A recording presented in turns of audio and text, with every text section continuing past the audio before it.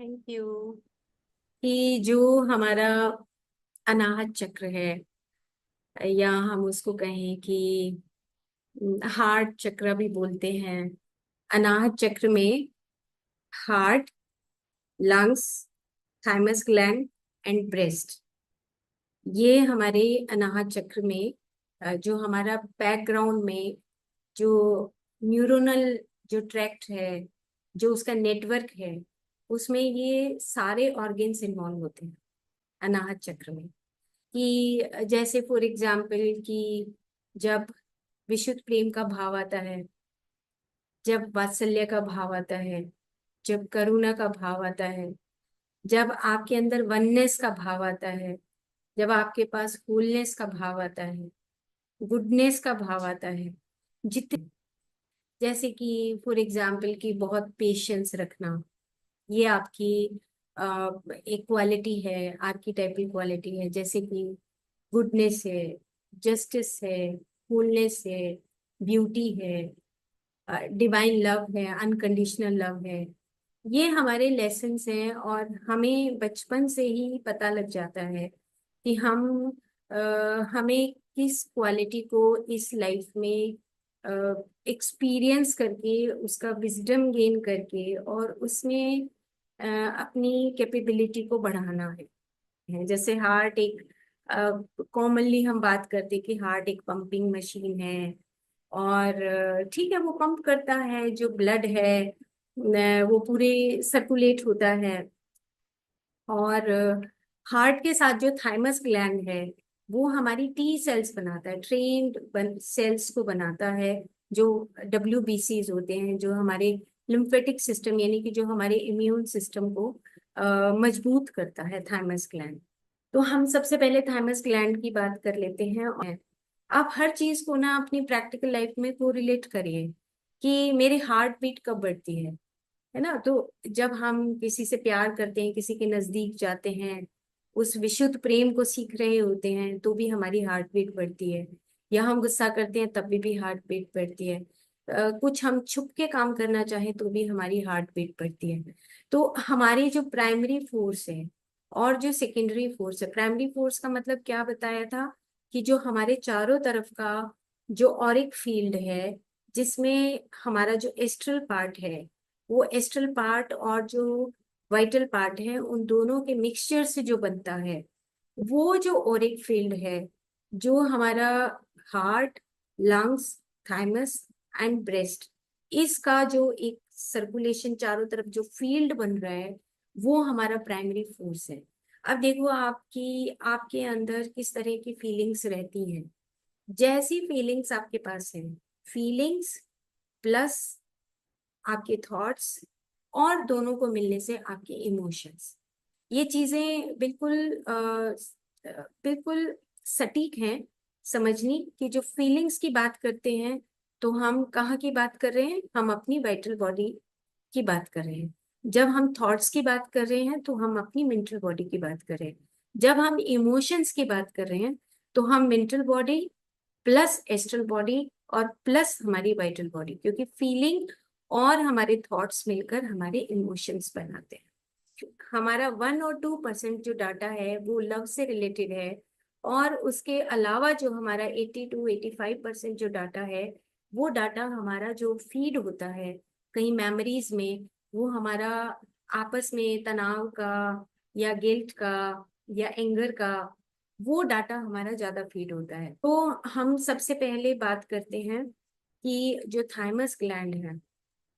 अब thymus gland और heart and lungs, ये आपस में कोऑर्डिनेट करते हैं। तो यस, ये थाइमस ग्लैंड है, और ये कोऑर्डिनेट करता है हमारे हार्ट के और लंग्स के रिदमिक फैक्टर्स के साथ। तो थाइमस ग्लैंड क्या करता है कि जो हमारा बोन मैरो है, बोन मैरो में जो हमारे WBCs बनते हैं, जब वो इमेच्योर होते हैं उसके बाद वो ट्रेवल करते हैं ब्लड के थ्रू, थाइमस ग्लैंड में जाते हैं। बहुत इंपॉर्टेंट पार्ट है आपको समझने का, वेरी वेरी इंपॉर्टेंट पार्ट है।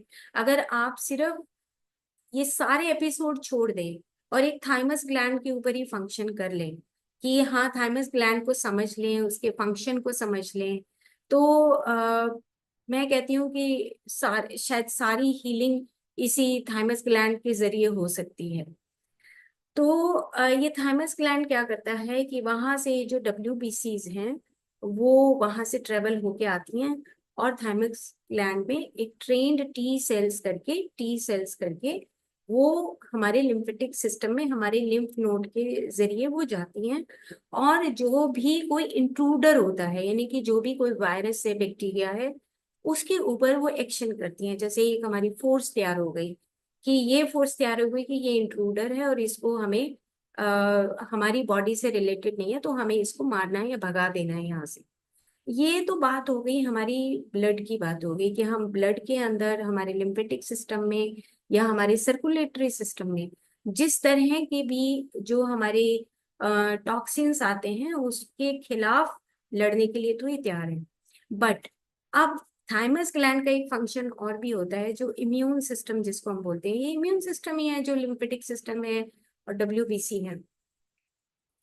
अब जो इम्यून सिस्टम है उसमें मैं एक लाइन बोलती हूँ कि साइको न्यूरो इम्यूनोलॉजी आज की लेटेस्ट, ये वर्ड है, साइको न्यूरो इम्यूनोलॉजी।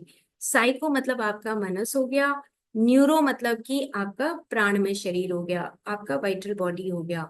न्यूरो मतलब कि आपकी मूवमेंट हो गई, आप किस तरह की मूवमेंट, आपके अंदर जो आपका ब्रीदिंग पैटर्न कैसा है, आपकी अंदर की वाइटलिटी कैसी है। और उसके साथ ही इम्यूनोलॉजी हो गया। इम्यूनोलॉजी का मतलब कि आपका आउटर पोर्शन, जो हम सेकेंड और थर्ड पार्ट में आपको बता चुके हैं कि पूरा इम्यून सिस्टम हमारा 80 to 85% हमारा पूरा स्किन के ऊपर रहता है। तो ये जो है इम्यून का फंक्शन करती है।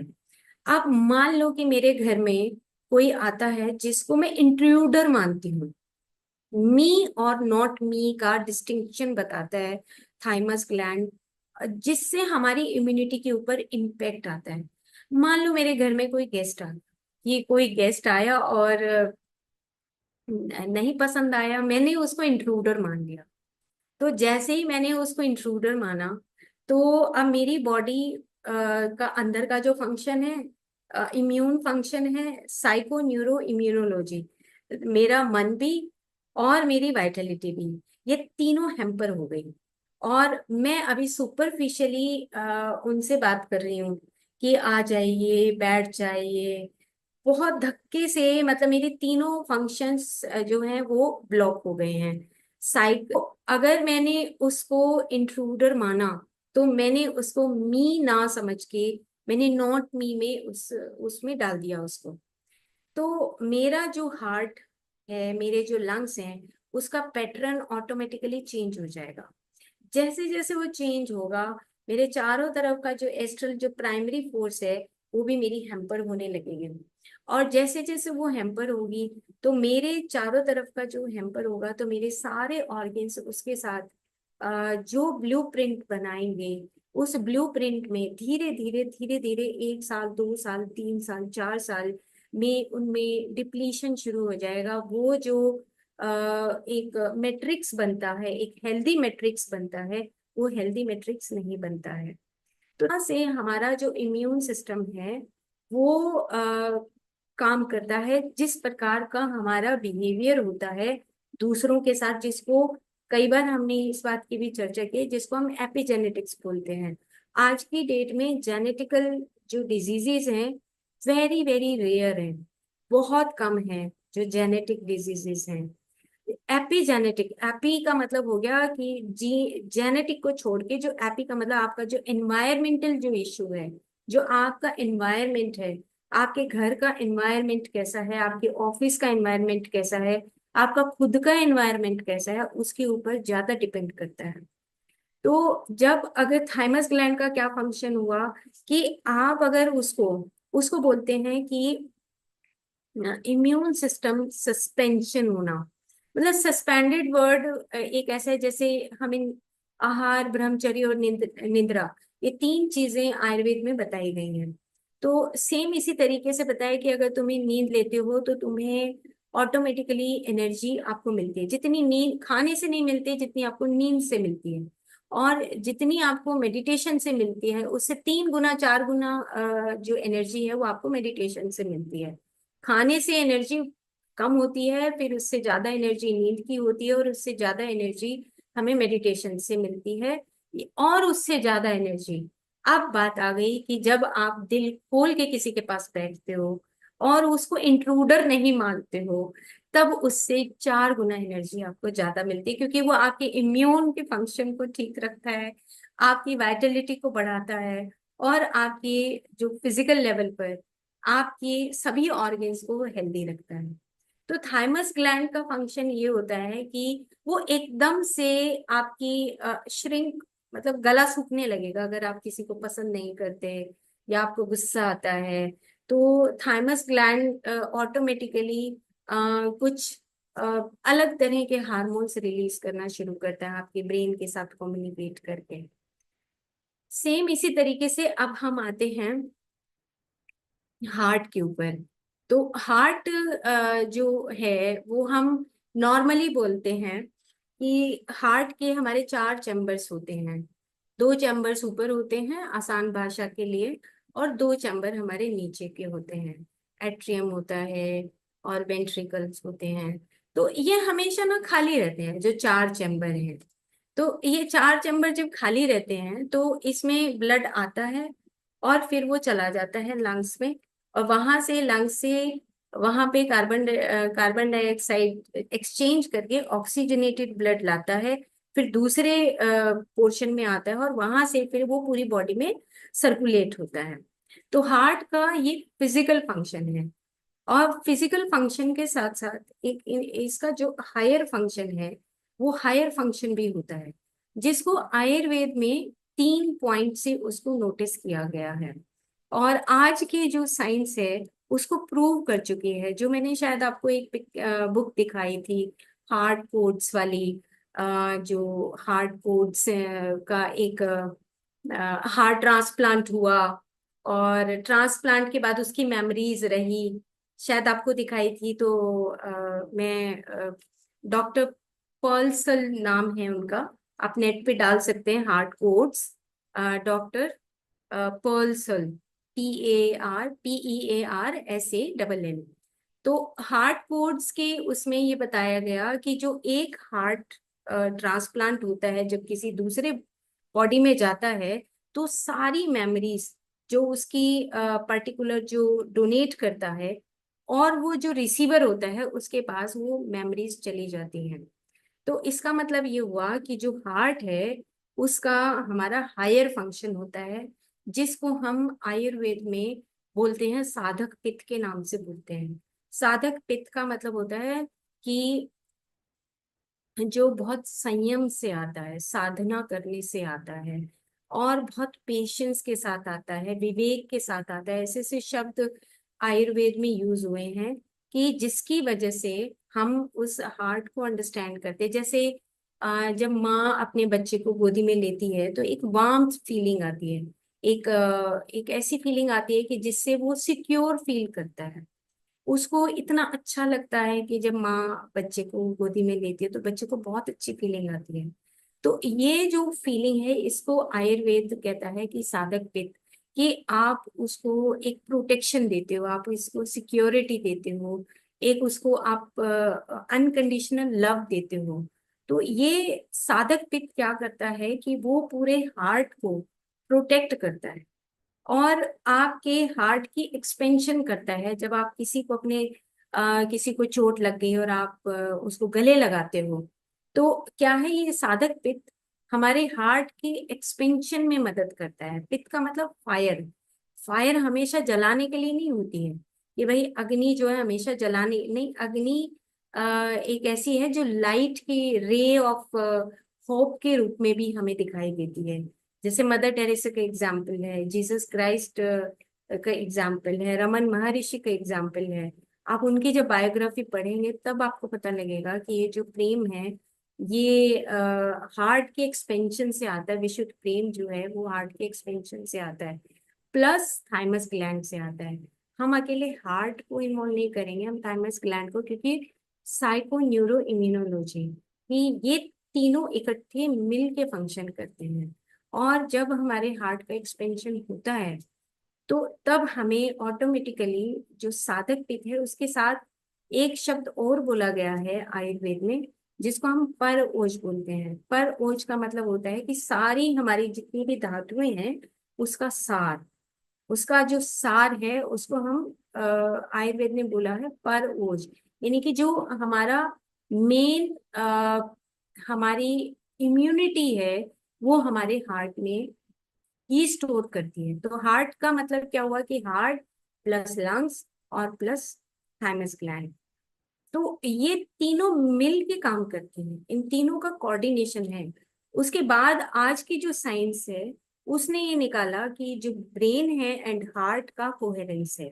तो ब्रेन हार्ट कोहेरेंस भी काम करते हैं। यानी कि मान लो देखो, आप अगर प्रैक्टिस करते हो, आप नोटिस करिए कि मैं अपने ब्रेन से काम कर रहा हूँ। ब्रेन का मतलब क्या हो गया, फर्स्ट एपिसोड में था कि ब्रेन मतलब कि आपका जो मेंटल बॉडी है, जो आपका थिंकिंग है, उसका सिर्फ वो ट्रांसलेशन करता है। ब्रेन का कोई और लंबा चौड़ा फंक्शन नहीं है। जैसे हम इजिप्ट जब गए, तो इजिप्ट गए तो हमने वहां पे आप सबने नेट के ऊपर भी मम्मीज को देखा होगा, जो मम्मीज लेटी हुई हैं। तो वहां पे सिर्फ एक ऑर्गेन अंदर था, वो था हार्ट। ब्रेन बाहर निकाल कर रखा हुआ था। जितनी भी मम्मीज हैं वहां पर इजिप्ट में, उनके हाथ ऐसे थे, और उनका जो ब्रेन है, इंटेस्टाइन है, जो लिवर है, वो सब कुछ बाहर उन्होंने जार के अंदर स्टोर कर रखा था, प्रिजर्वेटिव डाल के वो स्टोर किया हुआ था। तो उन्होंने कहा कि जो हार्ट है, और चार चैम्बर बनाए हुए थे बकायदा बाहर बोर्ड पर, कि ये चैम्बर्स जो हैं उसमें लिख रखा था, कोट लिख रखा था कि ये जो चैम्बर्स हैं खाली हैं। अगर आप अपने दिल को भर के रखोगे, कोलेस्ट्रॉल वाला जो प्रॉब्लम है ना, ये कोलेस्ट्रॉल वाला प्रॉब्लम वहां आता है। अगर हम लुईस एल हे की भी बुक पढ़े तो ये आता है वहां पर, जब हम दिल में कहीं पर कुछ संकुचन करते हैं, या हम खुश नहीं होते हैं, या हम दूसरे के गिल्ट को अपने अंदर स्टोर करके रखते हैं। हार्ट के का जो आउटर एरिया होता है ना, वहां पे हमारी जो वेसल्स हैं, उनका जो फैक्टर है, जो ये रिदमिक फैक्टर है, साथ में लंग्स के साथ, ये जो कोऑर्डिनेशन ये वीक हो जाता है। जब हम बहुत डिप्रेस्ड होते हैं तो ये जो ये आउटर जो अंदर का पोर्शन ठीक चलता रहता है, वो सर्कुलेटरी पोर्शन सब ठीक चलेगा, लेकिन बाहर का जो रिदमिक फैक्टर है जो हमारे लंग्स के साथ है, वो रिदमिक फैक्टर में उसमें डिफरेंस आ जाता है। जो डिफरेंस नहीं आना चाहिए, वो इम्बेलेंस होता है। जब हम सैड होते हैं, बहुत उदास होते हैं, तो उदास होते हैं तो हमें वो ब्रीदिंग पैटर्न हमारा बहुत लॉन्ग हो जाता है, बहुत डिप्रेसिव हो जाता है। और जब बहुत एंजाइटी में होते हैं, हमें ये भी करना है, हमें ये भी करना है, जो हमने पिछली बार भी बात की थी कि डू डू डू करते रहते हैं, करते रहते हैं, करते रहते हैं, सारी इंफॉर्मेशन लेते रहते हैं, और उसके बाद फिर हमें रेस्टिंग टाइम नहीं मिलता, तो वो एंजाइटी में कन्वर्ट हो जाता है। तो वो जो हमारा हार्ट है, तो वहां पे उन्होंने ये लिख रखा था कि आपका हार्ट के जो चारों चैम्बर है वो खाली है, तो उसको खाली रखो। अगर भरोगे तो बहुत सारी बीमारियां आ जाएंगी। लेकिन आज की डेट में हम अगर देखें तो बहुत सारी चीजों को हम भर के रखते हैं। हम हार्ट अपनी मेट से झगड़ा कर लेते हैं, छोटी छोटी चीजों पे झगड़ा करते हैं, तो वो झगड़ा शायद हमारी हार्ट की एक्सपेंशन नहीं होने देता। एक और मुझे बीच में बात याद आ गई कि जब हम पहली बार पिरामिड वैली में जश्मुहीन से मिले थे, शी इज ए ब्रिदेरियन, और बहुत सालों से, 10-15 साल से वो कुछ नहीं खा रही थी। तो हमने पूछा उससे कि आपने ये ब्रिदेरियन वाला कैसे आपने शुरू किया, ये आपकी स्टोरी शुरू कैसे हुई। तो उसने पहला शब्द बोला, एप्रिशिएशन। उसने कहा कि अगर आप किसी को अप्रिशिएट करते हो, तो अगर आप किसी को अप्रिशिएट करते हो तो आपको ना भूख नहीं लगती, मतलब उन्होंने कहा। तो उसने कहा कि आप लोग तो फास्टिंग करते हो खाने की, और मैंने फास्टिंग की कि मैं प्रण करती हूँ कि मैं 1 ईयर तक अप्रिशिएट करूंगी किसी भी चीज को जो मेरे सामने आएगी, मैं उसको अप्रिशिएट करूँ। तो एप्रिशिएशन से देखा कि उसका जो खाने का जो स्टाइल था वो बिल्कुल चेंज हो गया। जो 2-3 बार वो खाती थी, वो 1 टाइम है। तो उसने कहा कि एप्रिशिएशन, या दूसरों को जब आप अपने दायरे में रखते हो। मी और not me, not not word खत्म हो जाए कि हाँ मेरा जो मी शब्द है वही एक्सटेंड होके इतना बढ़ गया कि आ जाओ तुम भी आ जाओ, तुम मेरे अपने हो। भले ही तुम हमेशा के लिए मत करो, लेकिन टेम्परेरीली कोई आ रहा है 10 मिनट के लिए, 15 मिनट के लिए, एक दिन के लिए, तो उसमें आप उस मी के दायरे को एक्सटेंड करना है। तो उसने ये जो प्रैक्टिस है उनका एम्बेसी ऑफ पीस करके, मैं 2-3 बुक उस वक्त खरीदी थी मैंने, और उसको मैंने डिटेल में पढ़ा कि how she started his her journey. तो तब मैंने देखा कि वो अपनी एप्रिसिएशन से उसने अपना ये शुरू किया। तो आप देखो कि अगर ऊपर से एक चैनल हो रहा है कि आप अप्रिशिएट करते जा रहे हो, दूसरों को अप्रिशिएट करते जा रहे हो, कहीं पे कुछ नहीं है तो आपका हार्ट ऑटोमेटिकली एक्सपेंशन शुरू हो जाएगा। तो आपके हायर फंक्शंस ऑफ हार्ट, साधक पित्त और जो हमारा पर ओज है, ये ऑटोमेटिकली इंक्रीज होने लगते, बढ़ने लगते हैं। और हम इसको एक और भी मैं कभी कभी इंटरप्रिटेशन देते हैं जिसको स्नेह बोलते हैं। स्नेह आयुर्वेद में ना घृत को बोला जाता है। 4 तरह के स्नेह हैं, लेकिन जो उत्तम स्नेह है वो घृत बोलते हैं। तो जैसे घृत, आपने देखा है जब आप कोई भी सब्जी बनाते हैं तो घी अपने गुण दे देगा, और घी फिर अलग हो जाता है, सेपरेट हो जाता है। वो अपनी आइडेंटिटी नहीं छोड़ता, वो अपने गुण दे देता है, दूसरे को हेल्प कर देता है। लेकिन आप हलवा भी ऐसे बनाते हुए देखेंगे कि वो हलवा जब घी छोड़ने लगता है तो सारा घी अलग हो जाता है और वो हलवा बन के तैयार भी हो जाता है। तो जो उसको मेच्योरिटी लेवल, जो साधना साधक पित्त जो बोला गया, कि वो एक हमारे हार्ट में एक तरह की फायर होती है जो दूसरों को हील करती है। जब आप दिल से कोई बात करते हो, दिल से कोई काम करते हो, तो वो एक साधक पित्त, वो जो फायर है ना, वो एक फायर दूसरों को हील करती है। तो सेम उन्होंने भी, जश्नोहीन ने भी उस एप्रिशिएशन को अपना एक व्रत में कन्वर्ट कर लिया कि मुझे हमेशा अप्रिशिएट करना है। एक एक वर्ड ने उनकी लाइफ में ट्रांसफॉर्मेशन कर दिया। देखो आप कि सेम इसी तरीके से जब मैं थाइमस ग्लैंड के बारे में पढ़ रही थी तो मेरे को ये लगा कि देखो हम विशुद्ध प्रेम को पढ़ते हैं, बुक्स पढ़ते हैं, लेकिन जो थाइमस ग्लैंड है वो रियल में हमें ये बताता है कि आपके पास अगर कोई आता है तो इंट्रूडर कौन है। आप अगर उसको इंट्रूडर मानते हो, आप उसको ये मानते हो कि एंटीजन है, ये वायरस है, ये बैक्टीरिया है, ये बात हमारी फिजियोलॉजी की बात है। लेकिन अगर हम जर्नल सेंस में ये बात करें कि बाहर से कोई आता है, या हमें अपने रूम में अच्छा नहीं लगता है, या हमें कहीं इरिटेशन होती है, कहीं एंजाइटी होती है, कहीं हमें डिप्रेशन होता है, तो अपने रीजन को हमें खुद को खोजना पड़ेगा। या अनाहत चक्र में जो हमारी प्राइमरी फोर्स है और जो सेकेंडरी फोर्स है, जो प्राइमरी फोर्स है, वो हमारी प्राइमरी फोर्स क्या है कि हमारा जो एस्ट्रल फील्ड है उसमें हम किस तरह की चीजों को बुन रहे हैं। और अगर हम इनहेल भी कर रहे हैं और एक्सहेल भी कर रहे हैं तो उसमें हमारा जो सेकेंडरी फोर्स रोटेट होता है, तो एस्ट्रली जो हमारा प्राइमरी फोर्स जा रहा है उसमें हमारे अगर विचार अच्छे नहीं है तो ऑटोमेटिकली हमारा हार्ट, हमारा थाइमस, हमारा इम्यून फंक्शन, ये सब डिस्टर्ब हो जाएगा, माइंड इम्बेलेंस हो जाएगा। तो इन तीनों का कोऑर्डिनेशन है। आयुर्वेद एक चीज और भी बताता है। आयुर्वेद ये कहता है कि आत्मा का स्थान, the seat of soul is heart.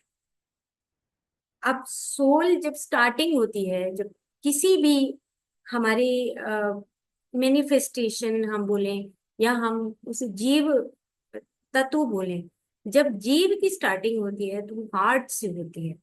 तो seat of soul, seat of mind and seat of senses, तीनों का जो स्थान है वो बताया हुआ है। अ, आत्मा का स्थान, मन का स्थान और इंद्रिय का स्थान।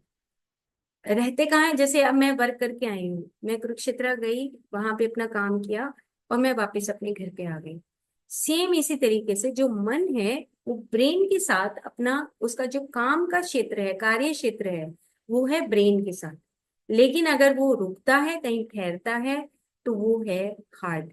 क्योंकि हार्ट में जो मन है और जो आत्मा है, आत्मा कभी अकेला काम नहीं करती। आत्मा अकेले, हम उसको चेतन तत्व बोलते हैं। लेकिन जब वो शरीर में आता है, तो शरीर में चेतना मन के द्वारा काम करता नहीं है। है।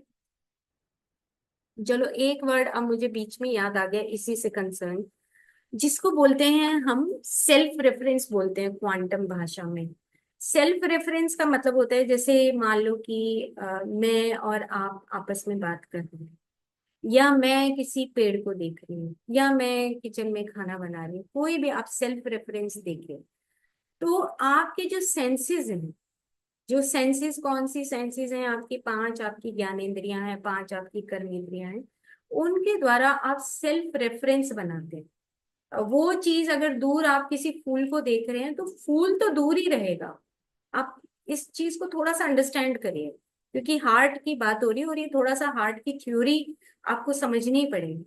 सेल्फ रेफरेंस का मतलब होता है कि फूल आपने देखा, आपने उसकी ब्यूटी को देखा, और आपने आपकी आंखों के से देखने के बाद आपने उसको कैप्चर कर लिया, सेल्फ रेफरेंस। कल आपने फिर देखा उसी फूल को, और आपने देखा कि ये थोड़ा जो कली थी ये फूल बन गई है। लेकिन आपने 10 दिन के बाद देखा तो फूल अभी अ, झड़ने वाला है, वो उसकी जो पेटल्स है वो सूख गई। तो आपका सेल्फ रेफरेंस क्या बना? आपका सेल्फ रेफरेंस ये बना कि मैंने जब पहले दिन देखा, तो एक मेमोरी आपके हार्ट में, मेमोरीज भी हैं आज की डेट में, जिसको लिटिल ब्रेन बोला जाता है। तो ये इसलिए जरूरी है कि जब आप अंडरस्टैंड करेंगे कि आप किस चीज को कैप्चर कर रहे हैं। तो सेल्फ रेफरेंस क्या होता है कि आपने अपनी ही समझ से उसको समझा। आपके पांचों शरीर उसको समझ रहे हैं। जब आप किसी फूल को देख रहे हैं, फूल को देख रहे हैं, किसी मनुष्य को देख रहे हैं, किचन में काम कर रहे हैं, आप हर चीज के साथ ये फॉर्मूला लागू होगा। जब आपने देखा, तो आपने देखा अरे बहुत सुंदर फूल है, और पिक पिक भी ले लिया आपने, पिक्चर ले ली। दूसरे दिन देखा वो और सुंदर हो गया। अब आपकी एक मेमोरी हो गई कि अच्छा ये गुलाब का फूल है, ये पिंक कलर का है, व्हाइट कलर का, ब्लैक कलर का जो रोज है ये ऐसा है, और आपने उसको अपनी मेमोरी में स्टोर कर लिया, आपको बहुत अच्छा लगा। तो ये ब्यूटी वाला आपका पार्ट है। अब कुछ दिन के बाद वो झड़ गया, तो आपने देखा कि अच्छा इसका इसका मतलब, आपने आपके दिमाग में ही आया होगा, जैसे मेरे दिमाग में ही आया कि इसकी लाइफ इतनी ही होती है क्या? क्या हम, अगर ये पत्ते झड़ जाए तो क्या मैं इसका सही यूज कर सकती हूँ? ये सेल्फ रेफरेंस है। सेल्फ रेफरेंस का मतलब होता है कि आप जिस भी चीज को देखते हो इस जगत में, इस भौतिक जगत में, जो आप किसी भी चीज को देखते हो और उसके साथ उसका मनस, आपका मनस साथ में जुड़ता है, आपका ब्रेन उसके साथ कोऑर्डिनेट करता है, आप उसको उसको करके, और उसमें जो वाइटलिटी, आपको खुशी हो रही है, या आपको उसमें एक नॉर्मल फीलिंग आ रही है, ये आपके ऊपर डिपेंड करता है। हर एक की अपनी अपनी जर्नी है। हर व्यक्ति अपने हिसाब से उस फूल को देखेगा। हर व्यक्ति का अपना सेल्फ रेफरेंस हो। अब हम जैसे किसी को अपनी बात बताते हैं, तो हार्ट की, फिर से हार्ट और थाइमस ग्लैंड की बात आ गई, कि जब हम किसी को अगर अपनी बात बताते हैं, तो हम अपने हिसाब से बताते हैं। उसको तोड़ मरोड़ के भी बता सकते हैं, सीधा भी बता सकते हैं, शास्त्र सम्मत भी बता सकते हैं, हम चुप भी रह सकते हैं। ये हमारे ऊपर डिपेंड करता है कि हम उस सेल्फ रेफरेंस के माध्यम से किस प्रकार से दूसरे को हम अपने हिसाब से इंटरप्रेट करते हैं। इसी को क्वांटम लैंग्वेज में वेव एंड पार्टिकल बोला गया है। अगर आप छोड़ दोगे, जैसा भी था छोड़ दो, अगर छोड़ दोगे तो वो वेव में है, वो वेव है। लेकिन अगर आपने पकड़ लिया, किसी भी चीज को पकड़ के आपने कंडीशन हो गया, आपके पास ईगो आ गई। अगर आपके पास ईगो आ गई, तो देखो अब मन की बात है। अब हृदय में किसका स्थान है? मन का स्थान है। और मन के पास क्या है? जब हम मेंटल बॉडी पढ़ेंगे, तो जब मेंटल बॉडी पढ़ेंगे तो सबसे पहले ईगो आ जाएगा। ईगो का पार्ट पढ़ेगा, क्योंकि अब अलग अलग है ना, जैसे फिजिकल बॉडी का पार्ट अलग है, और वाइटल बॉडी के पार्ट में हम चक्रास पढ़ रहे हैं। सेम इसी तरह मेंटल बॉडी में ईगो, थॉट्स, ये सब, मेमोरी, ये सब पार्ट है। तो इसका मतलब ये हुआ कि जब हम सेल्फ रेफरेंस देखते हैं, तो हम उस चीज को अपने अकॉर्डिंग ही इंटरप्रेट करते हैं। तो हमारा जो हार्ट है उसके अंदर जो आपकी मेमोरी रिकॉर्ड हो गई आज की डेट में, जो हार्ट मैथ इंस्टीट्यूट है, हमने कई बार आपसे चर्चा भी की है कि उसमें ये बताया गया कि जो 80% जो हमारी फीलिंग्स हैं जो अंदर की, वो वाइब्रेशंस के माध्यम से हमारे ब्रेन में जाती है। तो वो जब ब्रेन में जाती हैं तब आपका, अब आप उसमें सस्पेंडेड होते हो या ब्रेन में आप अपना लॉजिकल माइंड लगाते हो, ये दोनों, आपका दिल तो कह रहा है कि मैं ऐसा करूं, लेकिन थोड़ी देर में, फ्रिक्शन ऑफ सेकंड में, आपका ब्रेन आपकी आपके हार्ट के ऊपर हावी हो जाता है। तो हम नेक्स्ट टाइम उस पिक्चर्स को बिल्कुल क्लियर दिखाएंगे तो ज्यादा अच्छा रहेगा। तो अब हमारे दो, हमारे ऑर्गन्स हो गए। ये हमारा जो थाइमस ग्लैंड है, हमारा हार्ट है, और उसके साथ लंग्स का जो फंक्शन है वो हमारे हार्ट के साथ ही काम करता है। उसका कोऑर्डिनेशन है एक्सचेंज ऑफ गैसेस। अब मान लो कि बहुत ज्यादा ब्लूइश वेन्स होती हैं बहुत सारे लोगों की। आप देखो जो चीजों को होल्ड करके रखता है, अगर हम किसी चीज को होल्ड करके रखते हैं, एक्सचेंज ही नहीं हो रहा है। अब होल्ड करने का मतलब कि जैसे मान लो कि मेरे पास कुछ चीजें हैं जो मैं देना ही नहीं चाहती, तो आपका एक्सचेंज नहीं हो रहा है। तो वो अगर एक्सचेंज नहीं हो रहा है, जैसे अपरिग्रह अस्थेय बोलते हैं योग की भाषा में, तो इसका मतलब कि मेरे लंग्स में और मेरे हार्ट की रिदम में फिर से इम्बेलेंस होता है। अनाहत चक्र बहुत बड़ा सब्जेक्ट है, और उसकी प्रैक्टिकल जो एक्सरसाइजेज हैं वो तो बाद में करेंगे, लेकिन नेक्स्ट एपिसोड में हम थोड़ा सा इसको और थियोरेटिकल आप समझेंगे, क्योंकि सिर्फ हार्ट से रिलेटेड नहीं है। तो वो जो कोऑर्डिनेशन है आपके लंग्स का, मतलब होल्ड, आपको एक्सचेंज करना है, एक्सचेंज करके आपको दे देना है दूसरे को। लंग्स का फंक्शन तभी अच्छा रहेगा। वो कहते हैं ना कि भाई ये तो बहुत बड़े जिगर, जिगरा जिगर का है, ऐसे बोलते हैं। तो उसमें लंग्स एंड हार्ट ये दोनों इन्वॉल्व होते हैं कि भाई ये तो इतना इतना बोल्ड है, इतना जो योद्धा है, वो योद्धा तब है जब आप एक्सचेंज सीखते हो, देना सीखते हो। तो एक्सचेंज ऑफ गैसेस भी तभी कन्वर्ट होती है, क्योंकि हमारा एस्ट्रल जो एस्ट्रल फील्ड है ना, वो बहुत मैटर करता है आपके लंग्स के साथ, आपके हार्ट के साथ, आपके थाइमस ग्लैंड के साथ, आपके ब्रेस्ट के फंक्शंस के साथ। बहुत बहुत रोल है उस एस्ट्रल फील्ड का। तो अब हमारा बचा, हमारा जो पार्ट बचा, वो बचा जो ब्रेस्ट का जो फंक्शन है, उसमें जो वात्सल्य भाव है। क्या होता है कि जैसे ही जब मदर बनने का टाइम आता है, लास्ट ट्राइमेस्टर में, ऑटोमेटिकली उसके अंदर मदरहुड, मदरहुड का भाव आता है। एक तो ये बात है। दूसरी बात जो मदरहुड की जो बात है, अगर हम इथरिक डबल में अ, हम उसको थोड़ा सा और डिटेल बुक में जाएंगे इथरिक डबल के, तो वहां पे लास्ट के चैप्टर्स में आता है मदरहुड एंड फादरहुड। ये भी बहुत इंपॉर्टेंट पार्ट है कि अ, कुछ लोग हैं, कुछ महिलाएं जो माँ नहीं बन सकती, लेकिन मदरहुड उनके पास होता है। मदरहुड का मतलब होता है कि आप कितने ओपन हो अपने दूसरों से प्यार करने के लिए। मदर का मतलब ये नहीं होता कि जिसके बच्चा हो गया वही मदर है, नहीं, ये मतलब नहीं है। ये बिल्कुल अलग मतलब है कि जब आपके पास, अगर ऐसे भी हैं एग्जाम्पल्स जो कुछ हम डील कर रहे हैं, मैं आपको दिखाऊंगी कुछ पिक्चर्स, जो ब्रेस्ट कैंसर के कुछ हैं पेशेंट। अब बच्चे हैं उनके पास, लेकिन फिर ब्रेस्ट कैंसर कहाँ से आया? इट मीन्स कहीं ना कहीं लैक ऑफ सेल्फ लव है, या लैक ऑफ लव है, या lack of love towards the children है। ये जो पोर्शन है जहाँ पे हम किसी चीज को हम बहुत होल्ड करके रखते, ये पोर्शन है होल्ड करने का। अगर हम होल्ड करके रखते हैं तो हमारी जो ऑटोमेटिकली जो कोशिकाएं हैं, वो हमारे इम्यून फंक्शन को डिप्लीट कर देंगी, खत्म कर देती। क्योंकि थाइमस ग्लैंड, और अभी आपको सबको शायद इतना तो इंफॉर्मेशन हो ही गया, क्योंकि अनाहत चक्र एक बहुत बड़ा एरिया है जिसमें 12 पेटल्स हैं।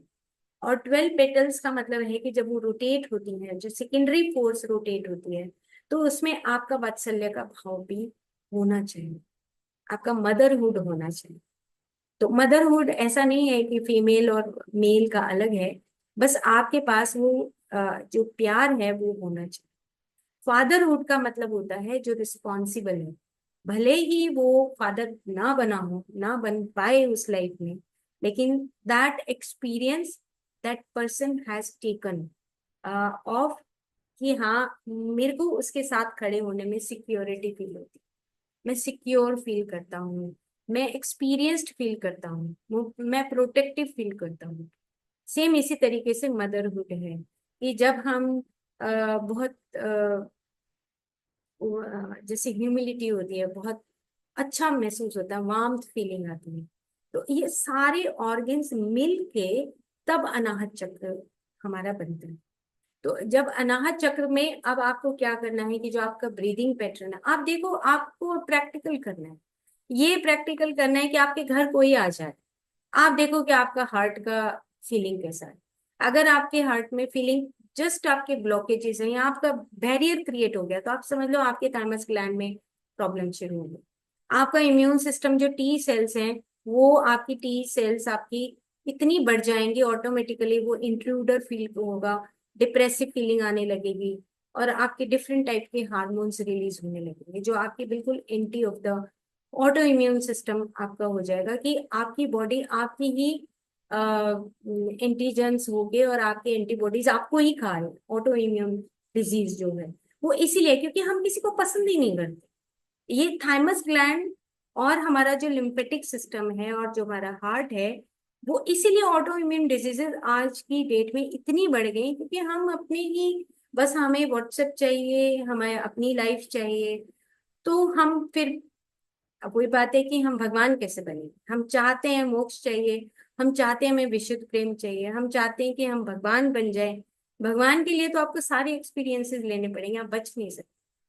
अगर आप भगवान बनना चाहते हैं तो आप बच नहीं सकते, किसी भी टफेस्ट एक्सपीरियंस से बच नहीं सकते, क्योंकि भगवान बनने के लिए आपको संपूर्णता सीखनी पड़ेगी।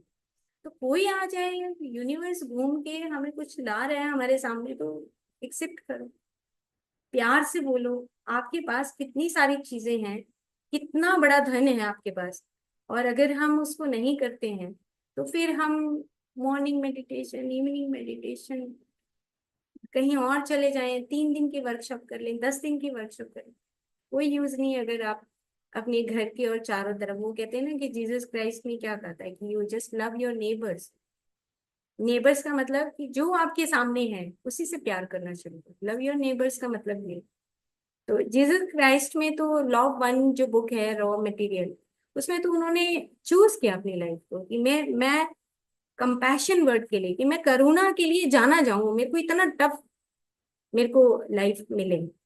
तो हमने भी शायद चूज किया होगा कि अगर हम टफ लाइफ से निकलते हैं तो हमारे अंदर भी वो प्यार उमड़ना चाहिए। तो आज हमने थोड़ी सी बात की है अनाहत चक्र की, और नेक्स्ट एपिसोड में फिर हम इसको विद पिक्चर्स शेयर करेंगे। Okay. Thank you. Thank you.